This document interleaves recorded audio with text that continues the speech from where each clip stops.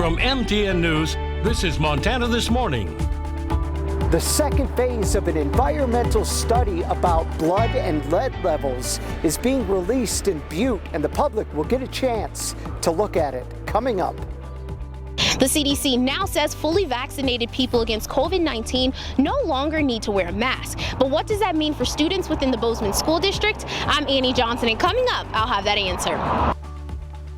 Oh, look at that sun coming up today. 6:30 for you on your Tuesday. Makes you want to get outside already. We can hear the birds singing, and Matt, it looks like a good day to do that. Not bad. I think a lot of folks should probably spend the next couple of days outdoors, even with the wind to contend with, because it's going to change in a hurry. And a lot of people probably won't enjoy it quite as much as what we're going to be dealing with today. Although the farmers and ranchers definitely like what we have in the forecast. I'm going to talk in numbers, how much moisture we could see coming up in just a bit. Temperatures into the 40s and 50s, generally pretty quiet conditions this morning. See that sunrise. Again, a fabulous start to the day. The afternoon should be well into the 70s. As you move later and later through the afternoon, I do expect our highs to be into the mid to upper 70s with a stout northwest wind between 10 and 20 miles an hour. We'll talk more in depth about that forecast coming up in just a few minutes. Thank you, Matt. The Bozeman School Board is looking at current COVID-19 guidance and how it will affect students the rest of the year. MTN's Andy Johnson attended last night's board meeting and explains what the district plans. Students and parents are almost to the end of the school year, but there's still a lot happening within the Bozeman School District. Next agenda item is discussing the CDC guidance related to masking and vaccinations. And it was a hot topic as Monday's school board meeting lasted about 3.5 hours discussing the issue of students wearing masks even though local mandates have been lifted. The CDC guidance is for schools to maintain their masking requirements through the end of the school year. And the district is following that, but a majority of the public comments disagreed. Making this a choice is the right thing to do. Parents know what is best for their children. Treating kids as if they are sick until proven healthy is criminal, and that is what we are doing to them. You know, it's kind of a double standard when they have to wear them at school, but they can take them off to go to a store. Whenever I'm in school, the mask, it gets above my eyes and I can't see anything, so it's hard for me to focus and it's really hard to breathe and because I have asthma. But not all the participants disagreed. I really support following the CDC guidelines on this and keep the masks on.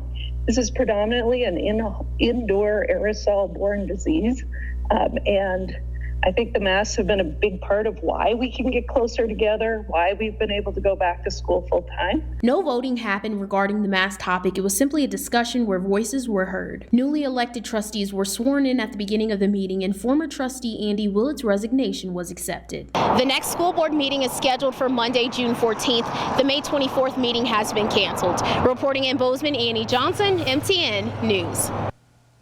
With the continuing trend for hotter fire seasons, Senator Steve Daines says he believes it's still critical to reform forest management. He tells MTN's Dennis Bragg he's preparing for another run at a bill to make those changes.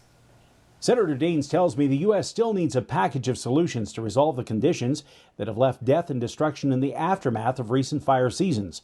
And he's ready to take another pass at a measure which got traction in Congress last fall. I think we're going to take the same bill and move forward with it. We got very close, and we should be reintroducing this very soon. The Emergency Wildfire and Public Safety Act of 2020 stalled in the Senate Energy and Natural Resources Committee as attention turned to politics and the pandemic. But Daines believes the proposals are still sound. We're seeing pressure from many areas now to move forward here with forest management reform. We've got bipartisan support. Dianne Feinstein, the Democrat from California, is working with me on a comprehensive forest management bill that would help us create better paying jobs here in Montana, promotes public safety, and reduces the risk of these catastrophic wildfires. And there are specialized steps directed at hazards behind many of the recent fires. We would use tools that would expedite thinning projects along transmission lines. So that's another problem. We've seen that in California and in Montana, where, believe it or not, there's way too much red tape to get in and do some common sense thinning projects along electric transmission lines.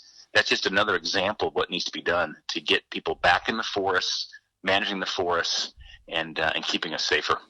Daines also believes sustainable timber harvest is part of the solution, especially in light of skyrocketing lumber prices. And the reason we have fewer sawmills today than we did when I was growing up is we had constraints in logs because the environmental groups litigate these timber harvests to go in and do common sense thinning in the forests, and consequently there's a shortage of logs. And we've seen mills closing down over the years, and now it's become very painful for so many Montanans because of the high price of lumber. In Missoula, Dennis Bragg, MTN News.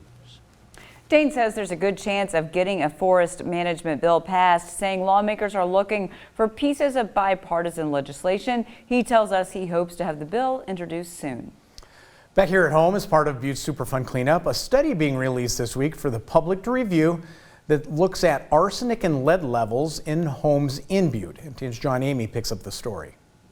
People in Butte will get a chance to learn about the second phase of a 5-year study on arsenic and lead levels in Butte as part of the county's residential metals abatement program.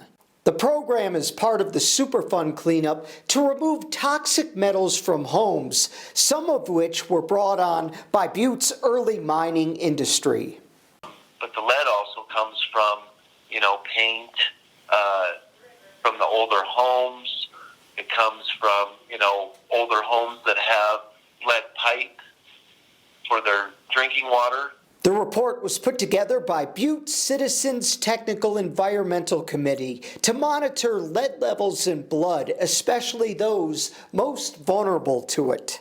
And our biggest concern, for children under 6 and pregnant nursing mothers, and even, potential environmental justice.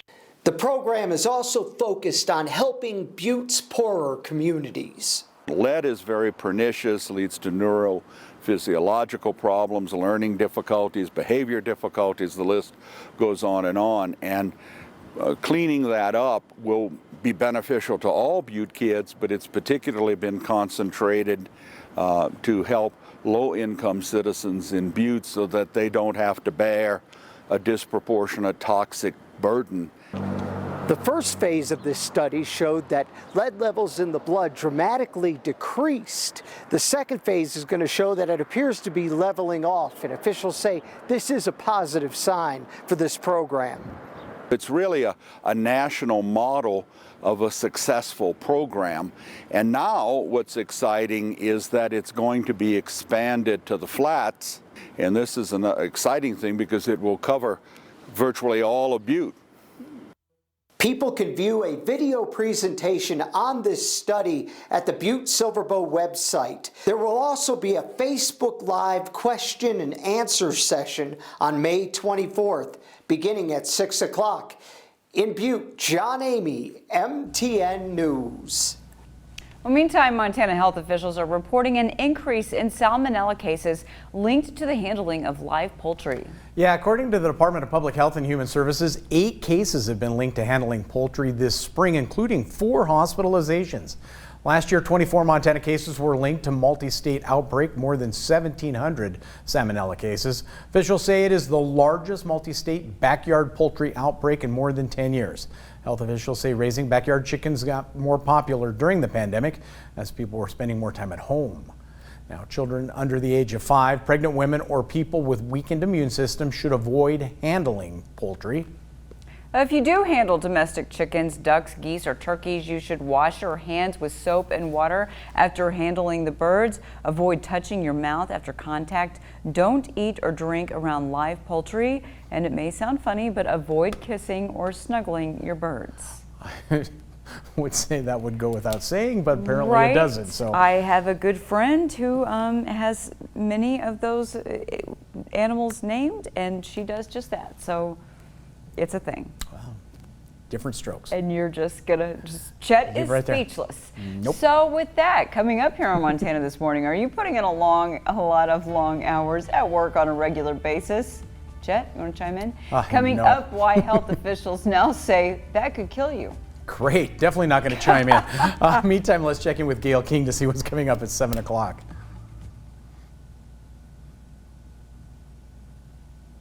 maybe. Good morning to you. Ahead on CBS This Morning, new COVID cases are down in all 50 states. That's great news. See why Americans who have certain high-risk medical conditions other than the virus may not be as protected when they get the vaccine. Also, our Spring into Summer series continues. See how amusement parks are making it safe again to experience safari adventures and extreme thrill rides. I'll pass on that one. And best-selling author of The Fault in Our Stars, did you see the movie? John Green joins us today. Why he decided to switch gears and write a book of personal reviews. We'll see you 7 o'clock straight up.